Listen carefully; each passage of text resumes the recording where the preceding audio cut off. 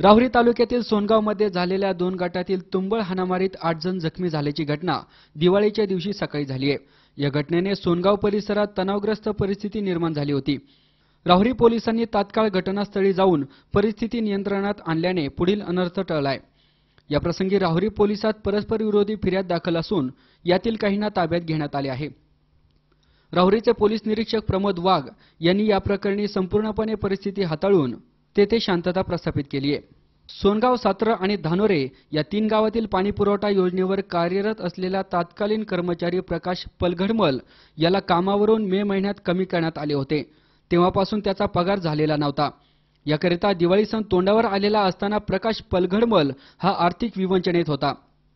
तेव्हा दिवाळी सणाचे पगार इतरांना झाले असताना मला माझा पगार देण्यात यावा आणि कामावर घेण्यात यावे यासाठी विचारणा करण्यास तो सोनगाव सात्र ग्रामपंचायत येथे गेला। मात्र त्या ठिकाणी ग्रामपंचायतचे उपसरपंच गणेश सोपान कडू यांच्याशी झालेल्या शाब्दिक बाचाबाचीचे रूपांतर तुंबळ हाणामारीत झाले।